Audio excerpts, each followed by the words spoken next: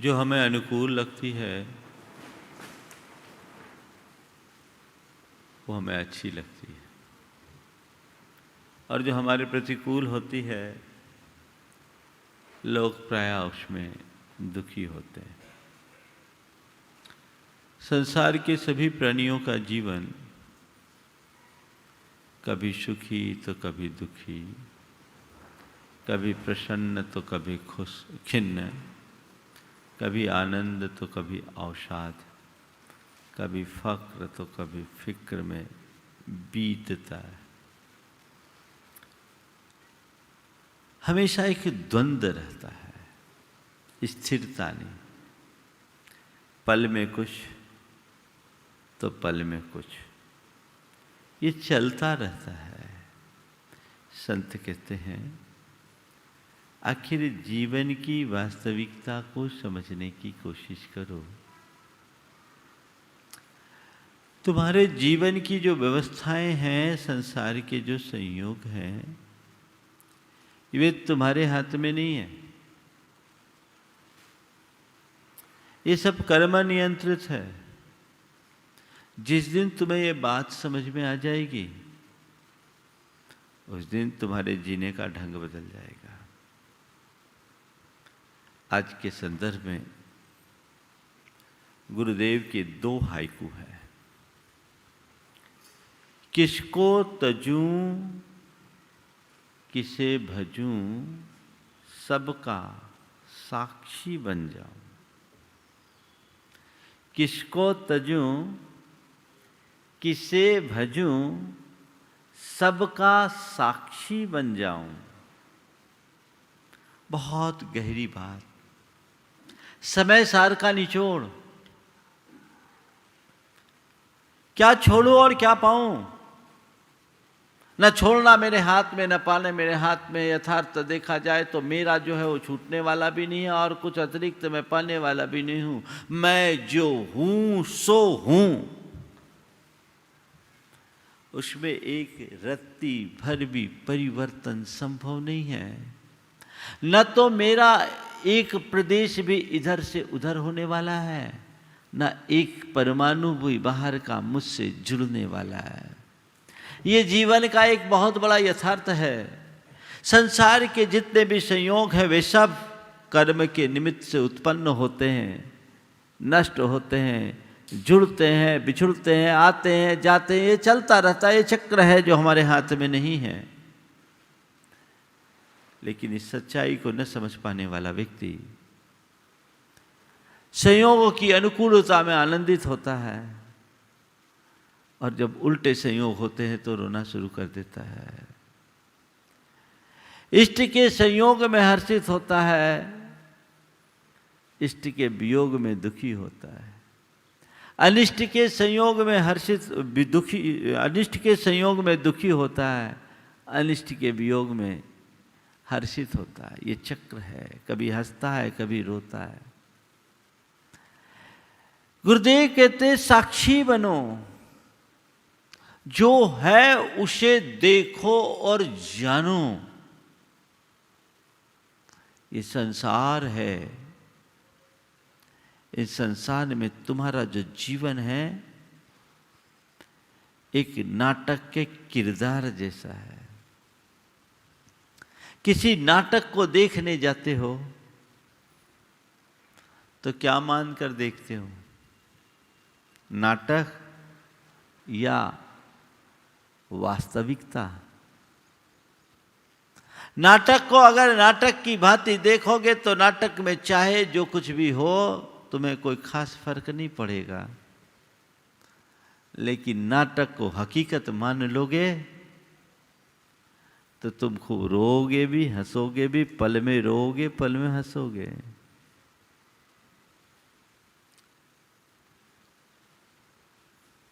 किसी अभिनेता के जीवन को देखो।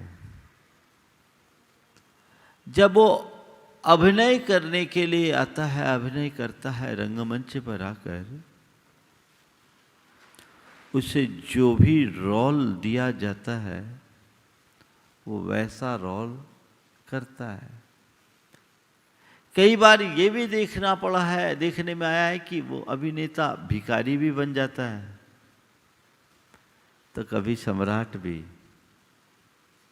कभी अमीर भी तो कभी गरीब भी, कभी ताकतवर भी तो कभी दीनहीन भी। लेकिन मैं पूछना केवल इतना चाहता हूं, भिखारी बनने के बाद भी क्या वो अपने आप को भिखारी मानता है, या सम्राट का रोल करते वक्त क्या वो अपने आप को सम्राट समझता है? देखने वाले उसे भिखारी देख रहे हैं और उसके दीनहीन वृत्ति के रोग को देख देख कर आंसू बहा रहे हैं। देखने वाले उसके सम्राट स्वरूप के आगे नतमस्तक हो रहे हैं, जय जयकार कर रहे हैं। लेकिन वो खुद क्या कर रहा है, खुद क्या सोच रहा है? उसे केवल एक ही बात का पता है कि ये किरदार है और थोड़े देर का किरदार है, मुझे ये अभिनय करना है, ये मेरा रोल है, सो मुझे बखूबी अपना रोल निभाना है। ये मेरा रोल है, इसे मुझे बखूबी निभाना है और अच्छे से निभाता है। और जितने अच्छे से वो अपना रोल करता है, जनता पर उतना प्रभाव भी पड़ता है। खेल तो एक्शन और अभिनय का है। एकदम जीवंतता दिखती है, लेकिन अंदर से उसे पता है कि मैं क्या हूं। उसे मालूम है ये रियल लाइफ है, मेरी रियलिटी क्या है उसे उसका पता है। अपना अभिनय करने के बाद भी वो आंसू नहीं बहाता।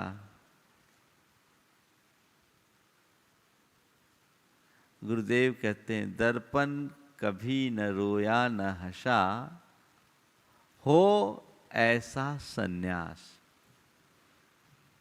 दर्पण के सामने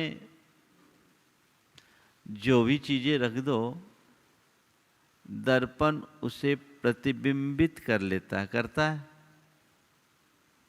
दर्पण के समक्ष फूल रखो तो फूल को प्रतिबिंबित करेगा, और दर्पण के सामने यदि कचरे का ढेर हो तो कचरे का ढेर प्रतिबिंबित होगा। लेकिन फूल को प्रतिबिंबित करते समय दर्पण हंसता नहीं, और कचरे को प्रतिबिंबित करते समय दर्पण कभी रोता नहीं। उसका तो काम है केवल साक्षी बने रहना। जो जैसा घट जाए घट जाने दो, लेकिन उससे प्रभावित न होना। अपने जीवन को देखो, तुम्हारे जीवन में जो कुछ भी घट रहा है वो तुम्हारी इच्छा से घट रहा है? बोलो, किसकी मर्जी से घट रहा है? किसकी मर्जी से घट रहा है? कर्म का खेल है। ये लोक एक बहुत बड़ा रंगमंच है और इसका डायरेक्टर कर्म है। ये कर्म हमें विभिन्न भांति के रोल देता है, थोड़े थोड़े समय के लिए। और मुझे एक अच्छे अदाकार की भांति अपने रोल को अदा करना है और इस दुनिया से विदा हो जाना है। अगर मैं अपना ठीक रोल निभाऊंगा, सही भूमिका में जीऊंगा, तो आगे मुझे और अच्छा बेहतर रोल मिलेगा। और आज यदि मैं गलत तरीके से अपनी भूमिका निभाऊंगा तो मुझे बार बार और इससे भी बुरे रोल को जीना पड़ेगा। ये अभिनय है और हम उसके पात्र हैं, हमें अपनी भूमिका को निभाना है। ये समझ हमारे भीतर विकसित होनी चाहिए, क्योंकि ये जो कुछ भी दिख रहा है ऊपर का चोला है, भीतर का स्वरूप तो इन सब से भिन्न है, पृथक है। उस सत्य को समझो, उस सत्य को समझो। नाटक को नाटक की भांति देखने की कोशिश करो, उसमें अटको नहीं। गुरुदेव की बड़ी पुरानी कविता है, यह सारा का सारा संसार है एक विचित्र नाटक। यह सारा का सारा संसार है एक विचित्र नाटक, तू इसमें भांति भांति के रूप धर भाग ले। ये सारा का सारा संसार है एक विचित्र नाटक, तो इसमें भांति भांति के रूप धर भाग ले, पर पल भर को भी इसमें न अटक। ये सारा का सारा संसार है एक विचित्र नाटक। अटक जाते। आज तुम्हें अगर गरीबी का रोल मिला है तो गरीब बन के जी लो,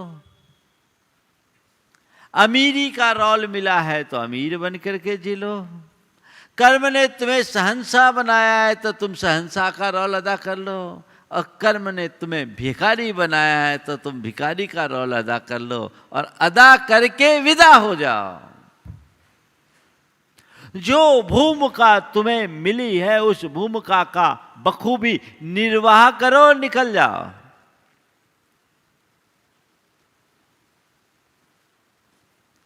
ये समझ केवल उसे होती है जिसके अंदर जीवन की वास्तविकता का बोध होता है, जो भेद विज्ञान से संपन्न होता है। ऐसा भेद विज्ञान मेरे भीतर विकसित होना चाहिए। मैं क्या हूं? एगो शशा सदा शाश्वतिको ममात्मा, एगो में शाश्वतो आदा नाण दंसन लखनो, शेषा में बाहिरा भावा सब्बे संजोग लक्षणा। मैं एकमात्र ज्ञान दर्शन लक्षण वाला शुद्ध शाश्वत आत्मा हूं। उस आत्मा के अतिरिक्त बाहर के जो भी संबंध हैं वे सब संयोग लक्षण वाले हैं, मेरे नहीं। मेरे साथ जुड़े मेरे नहीं है, कर्म के संयोग से आते हैं जाते हैं, बनेंगे बदलेंगे, वे मेरे इच्छानुरूप वर्तन नहीं करेंगे। मुझे उन सब के मध्य तटस्थ रहना है। और इसलिए कहते हैं किसको तजूं किसे भजूं, सबका साक्षी हो जाऊं।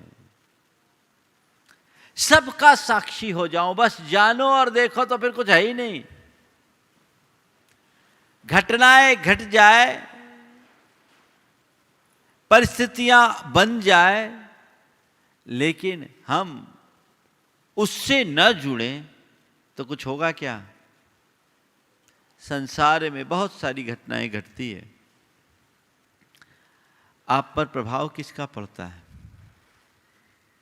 जिससे मन अटैच होता है, जिससे मन जुड़ जाता है। मन किससे जुड़ता है? जिससे हमारा अटैचमेंट होता है। छोटी सी घटना भी हमें प्रभावित करती है, और दुनिया की और बातें हमें रंचे माते भी प्रभावित नहीं करती। भैया ठीक है, हो गया सो हो गया, हम तटस्थ बने रहते हैं। संत कहते हैं किसी से अटैचमेंट मत रखो, अपना नाता अपने आप से जोड़ो, फिर तुम्हारे जीवन में कभी सुख दुख नहीं व्यापेगा। फिर तुम्हारे जीवन में हंसने और रोने की स्थिति नहीं आएगी। हर पल प्रसन्न और आनंदित होकर के जीने की क्षमता अपने भीतर विकसित करोगे। होकर सुख में मग्न न फूलूं, दुख में कभी न घबराऊं, इष्ट वियोग अनिष्ट योग में सहनशीलता दिखलाऊं। इन दो पंक्तियों के भाव को आत्मसात कर लो, जीवन का मजा ही कुछ और होगा। जो व्यक्ति जीवन और जीवन की व्यवस्था को ठीक तरीके से जान लेते हैं, उनके जीवन में स्थिरता होती है। जो इसे नहीं समझ पाते वे सदैव अस्थिर रहते हैं। चार बातें आज के संदर्भ में आप सबसे कहूंगा। सुख दुख, हानि लाभ, संयोग वियोग, जय पराजय, सुख दुख, हानि लाभ, संयोग वियोग और जय पराजय, ये चारों हमारे हाथ में नहीं है क्या? बोलो, किसी के हाथ में है? सच्चे अर्थों में ये तुम्हारे हाथ में भी नहीं है और तुम इनसे परे हो। तुम्हारी आत्मा सुख दुख से ऊपर है, तुम्हारी आत्मा हानि लाभ से ऊपर है, तुम्हारी आत्मा संयोग वियोग से ऊपर है, तुम्हारी आत्मा जय पराजय से परे है। इन सब से परे, इन सब से ऊपर तुम हो, उसे पहचानो। लेकिन अपने मन से पूछो, क्या दशा होती है? सुख और दुख में तुम्हारी क्या स्थिति है? महाराज, सुख में फूल जाते हैं, दुख में कूलने लगते हैं, यही ना? सच्चाई ये है कि न सुख तुम्हारा है तुम्हारे हाथ में, न दुख तुम्हारा है तुम्हारे हाथ में। ये दोनों अस्वभाव है, कर्म के निमित्त से उत्पन्न परिणाम है। सुख में सुखी मत हो, दुख में दुखी मत हो। अगर अपनी सोच को अच्छी बना लो तो हर पल अपने जीवन को आनंदित रख सकते हो। मेरे संपर्क में एक युवक, देखो सुख दुख में समबुद्धि रखने वालों की दशा कैसी होती है। आपके ही बीच के एक युवक की बात कह रहा हूं, माने कटनी नहीं, माने आप जैसे आपकी जमात में बैठने वाले।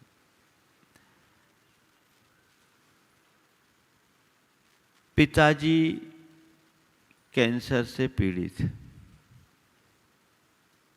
एक भाई मानसिक रूप से विकलांग और अपाहिज,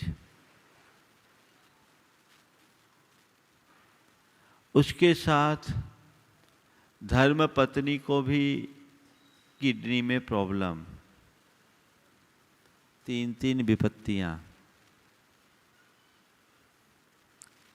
2 बेटे, दोनों बेटे होशियार, दोनों आईआईटी में सेलेक्ट, सुख संयोग। वो व्यक्ति नियमित मेरे पास आता, इतनी सारी परेशानियां सामने, घर में 3 ऐसे केस, और उनकी सारी जिम्मेदारी केवल उस व्यक्ति के कंधे पर। नियमित आता, लेकिन कभी उसने चर्चा नहीं की। उसके चेहरे को देखकर कभी लगता भी नहीं कि इस आदमी के जीवन में कोई दुख संयोग है। एक दिन उसके मित्र ने मुझे बताया, महाराज इसके सामने बहुत सारी परेशानियां हैं, पर महाराज मैं इसके जज्बे को प्रणाम करता हूँ, इतनी परेशानियों के बीच भी ये बड़ी प्रसन्नता से जीता है। मैं उसकी तरफ मुखातिब हुआ तो उसने एक ही वाक्य कहा, महाराज आपके प्रवचन को सुनकर ये ताकत आ गई, आपके प्रवचन को सुनकर ये ताकत आ गई। आपने एक दिन कहा था कि सुख दुख सब कर्माश्रित है, संयोग है, आज हैं कल रहे न रहे चलेंगे, जो कर्म है उसे हमें क्षमता पूर्वक सहन करना है। महाराज मैं अपना कर्तव्य कर रहा हूं, और अब मेरे अंदर इतनी सकारात्मकता आ गई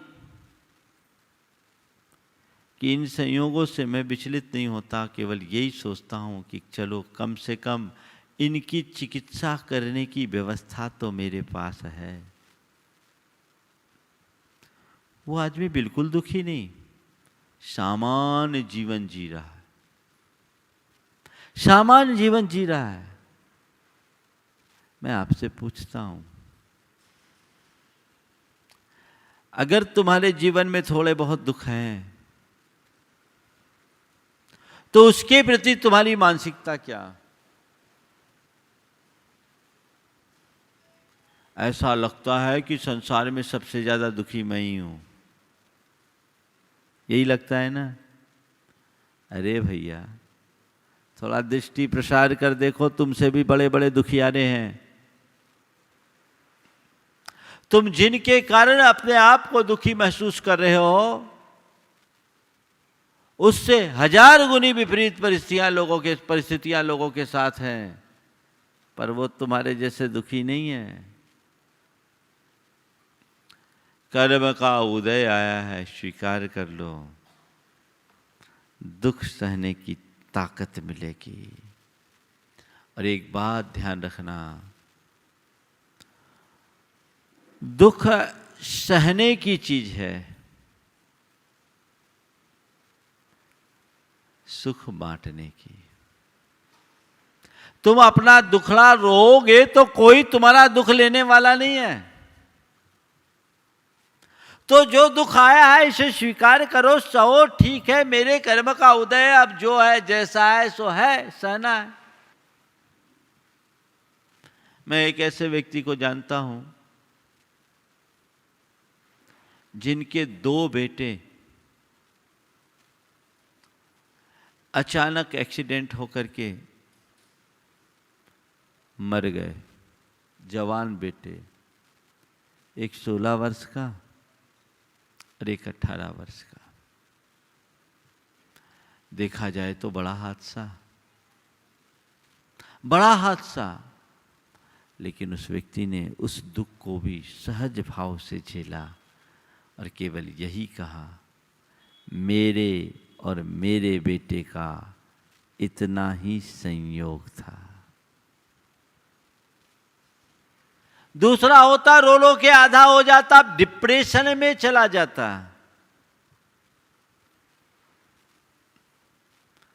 आप सोच सकते हैं,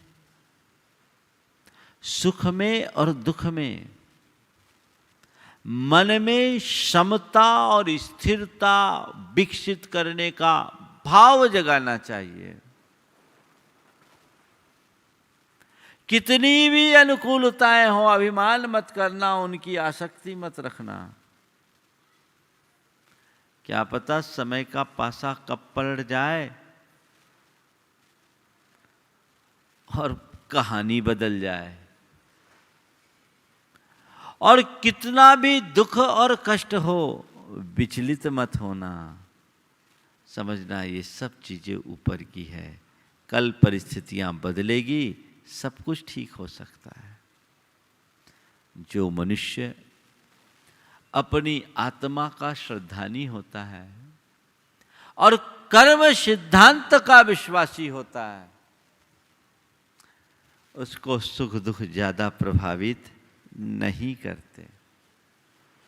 उसको सुख दुख ज्यादा प्रभावित नहीं करते। अपने अंदर इन बातों को जगाना चाहिए, तब साक्षी बन जाओगे। ठीक है, कर्म का उदय है, जानो देखो। गुरुदेव 1987 में गंभीर रूप से बीमार थे। सुबोन जी की बात है। हालत बहुत खराब थी, उनको मलेरिया था। कई दिनों से वो आहार नहीं ले रहे थे, केवल सब्जियां ले रहे थे। उन दिनों हरी लेते थे।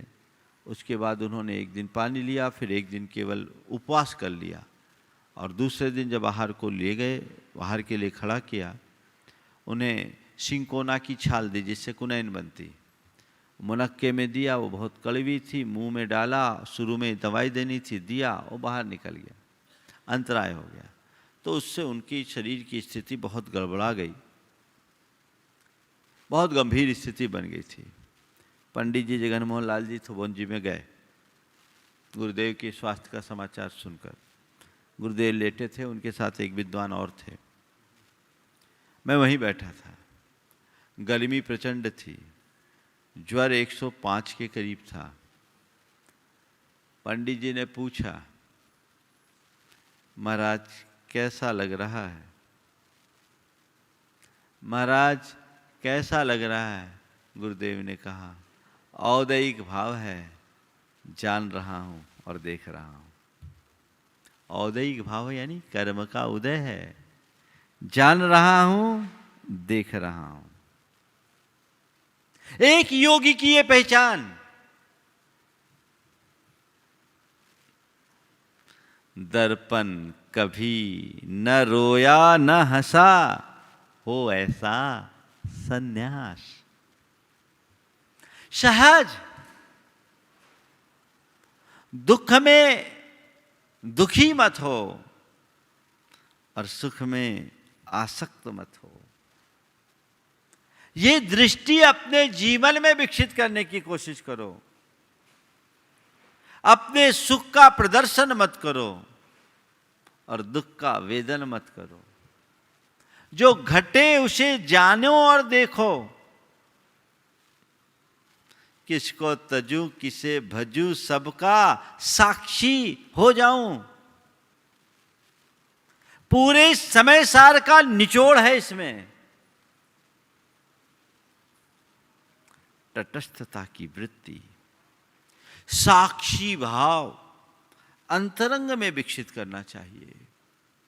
लेकिन लोग हैं छोटे छोटे निमित्तों से प्रभावित हो जाते हैं। साक्षी भाव नहीं बन पाता, तटस्थता नहीं रह पाती, तो हर पल द्वंद्व में झूलते रहते हैं। ये जो तनाव, ये जो चिंता, ये जो आकुलता, ये जो व्याकुलता है, उसकी वजह क्या है? जीवन की सही समझ का अभाव, उनमें दखलंदाजी जो तुम्हारे अधिकार क्षेत्र से बाहर है। बोलो तुम्हारे हाथ में क्या है कुछ? है कुछ? मैं ये हूं, मैं वो हूं, मैं ये पदाधिकारी हूं, मैं वो पदाधिकारी हूं, मैं अध्यक्ष हूं, मैं मंत्री हूं, मैं ये हूं, मैं हूं। भैया ये वे सब धरा रह जाएगा। हकीकत में देखा जाए तो अगली सांस पर भी तुम्हारा अधिकार नहीं है क्या? बोलो। किसी का अधिकार नहीं है। किसी का अधिकार नहीं है। इस सच्चाई को जानो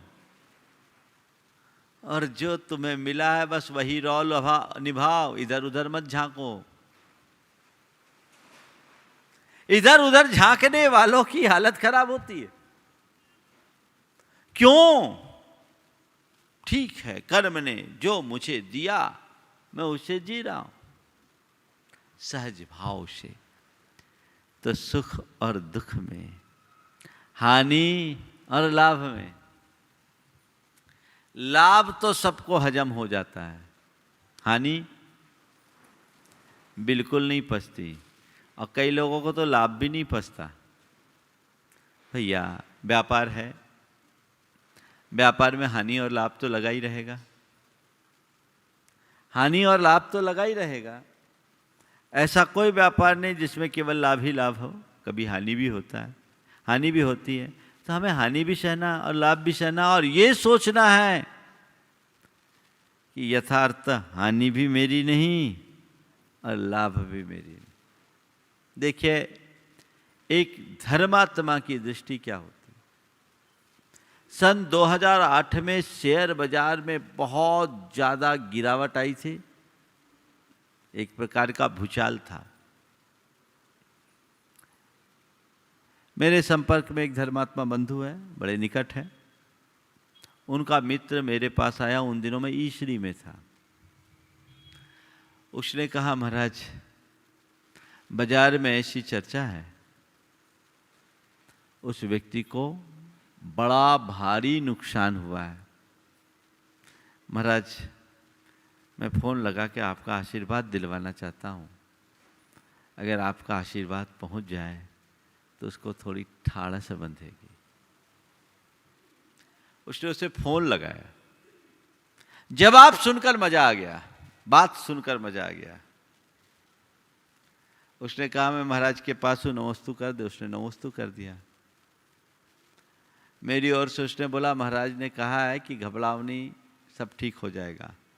उसने कहा अरे मारवाड़ी में कहा ये सब तो चाल तो रवा, व्यापार है। महाराज सुखा कि समुद्र में बोई कूदा जो तैर वो जाना। ये सब तो चलता रहता है। समुद्र में वही कूदता है जो तैरना जानता है। और बोला इस तरह के झंझावात तो हमने कई देखे। और एक बात जो सबसे महत्वपूर्ण थी, उसने कहा जो था वो भी मेरा नहीं, जो गया वो भी मेरा नहीं, और जो आएगा वो भी मेरा नहीं। मेरा तो बस मैं हूं, मैं उसे जानता हूं। मेरे मन में रंच मात्र भी विकल्प नहीं है। और आपको बताऊं, छोटा मोटा लॉस नहीं था। उस व्यक्ति को उस घड़ी में 70 करोड़ का नुकसान था। और 70 करोड़ का नुकसान झेलने की सामर्थ्य एक तत्वज्ञ के अंदर ही आ सकती है। स्टेटमेंट क्या? जो था वो भी मेरा नहीं, गया वो भी मेरा नहीं, और जो आएगा वो भी मेरा नहीं। अगले ने अपना काम जारी रखा, आज पहले से सुदृढ़ स्थिति में है। लेकिन ये चीजें तो चलती रहती है। मनुष्य को अपनी मानसिकता ऐसी ही व्यापक बनानी चाहिए। कर्म सिद्धांत पर भरोसा और आत्मा का ज्ञान। मेरी आत्मा तो जो है सो है, अजर अमर अविनाशी। उसके स्वरूप में रत्ती भर परिवर्तन नहीं होने वाला। दुनिया उलट पलट हो जाए, पर मेरी आत्मा का बाल बांका नहीं हो सकता। ये विश्वास प्रगाढ़ होना चाहिए। और संसार के संयोग चाहे अच्छे हो या बुरे, ये टिकाऊ नहीं है, ये ज्ञान होना चाहिए। तो कुछ गड़बड़ नहीं होगा।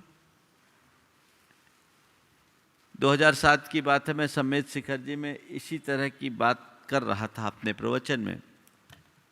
प्रवचन की समाप्ति के बाद इनके गया के एक सज्जन, उन्होंने कहा महाराज आज आपने जो प्रवचन में कहा वही आज मेरे साथ घट गया। बोले क्या हुआ?